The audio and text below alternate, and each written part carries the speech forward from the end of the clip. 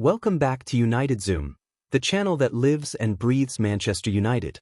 If you're new here, make sure you hit that subscribe button, turn on notifications, and drop a like on this video. Now, let's get into it because what happened at Old Trafford today deserves every second of your attention. Manchester United are going back to the Champions League.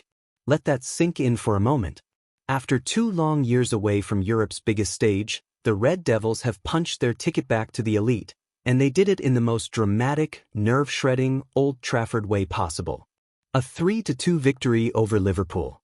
A late winner, an academy graduate, and a manager the fans are desperate to keep.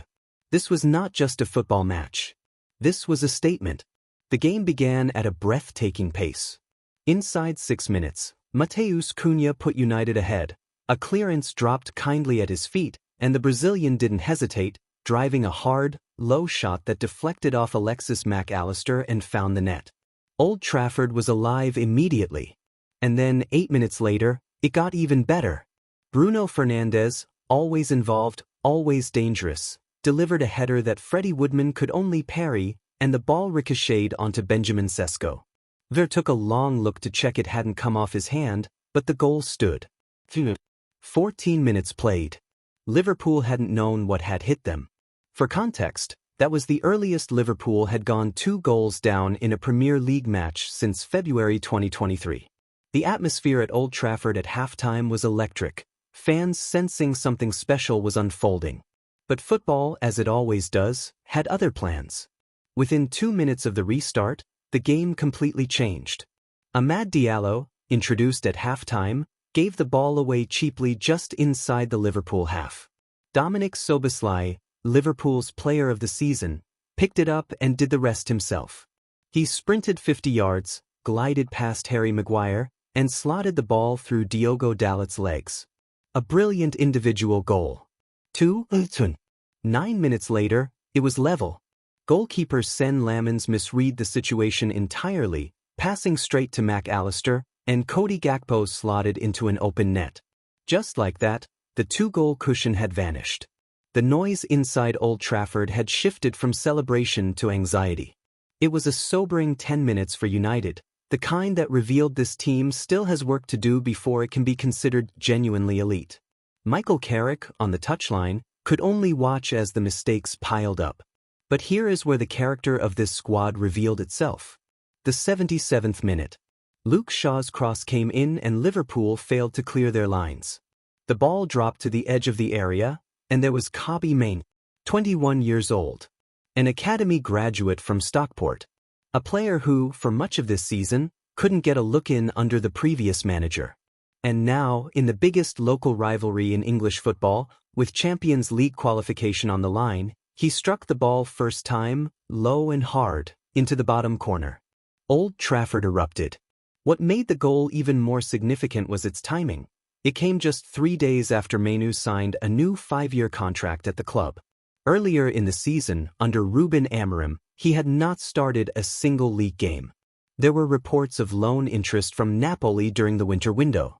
A move could genuinely have happened. Instead, Mainoo stayed. Amorim was sacked. Michael Carrick came in and gave the midfielder his shirt back. Since Carrick took charge, Mainoo has started 13 of 14 league matches, missing only 1 through injury. And today, he delivered the biggest goal of his young career. "I've not been around the goals too much," Mainoo said afterwards, "but I'm happy to be around it on such a massive occasion." Understated. Exactly as you'd expect from him. Which brings us to the man in the dugout. Michael Carrick was asked, again, whether he expects to be given the permanent manager's job at Old Trafford next season. And again, he deflected, carefully, diplomatically, but you could sense there was something more beneath the surface. "We'll have to wait and see, that's all we can do," he said. But the results speak for themselves. Under Carrick's interim tenure, Manchester United have beaten Arsenal, Manchester City, Chelsea, Tottenham, and now Liverpool. That is a clean sweep of every club in England's so-called top tier. He has guided United to 3rd in the table with 3 games still to play, and he has done it with a clarity of purpose that the fan base has responded to completely. "I love doing what I'm doing," Carrick said. "It feels pretty natural, without being blasé, because it's a difficult role. He also spoke about the spirit he has built within the dressing room, something that was tested at 2-2 when this game could easily have slipped away. Seeing that camaraderie, looking after each other, that's what we want, he said. We want a team to be proud of, and the boys have certainly given us that. The United fans weren't leaving any ambiguity about their feelings. As Carrick walked off the pitch at full time, they sang his name. Loudly. Repeatedly. The message to the board was clear. Champions League secured. Best results against top clubs in years. A dressing room that clearly believes in him. What exactly are Manchester United waiting for? But before we close out this remarkable afternoon, we have to acknowledge something that cast a shadow over the occasion before a ball had even been kicked. Sir Alex Ferguson, the greatest manager in Manchester United's history, the man who won 13 Premier League titles and 2 Champions League trophies across a 26-year reign, was taken to hospital during the match after feeling unwell at Old Trafford. Ferguson is 84 years old. Sky Sports reported he was conscious and was taken in as a precaution for checks. Manchester United, as a club, chose not to comment on his condition.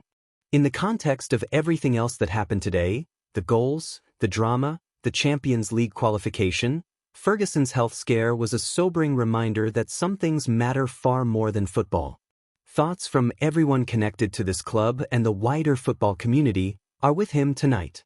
So where does this leave things? Manchester United, third in the Premier League with 64 points, are back in the Champions League next season. Liverpool, on 58 points, are still in a fight for fourth with Aston Villa. A draw between those two clubs would have been a very different story.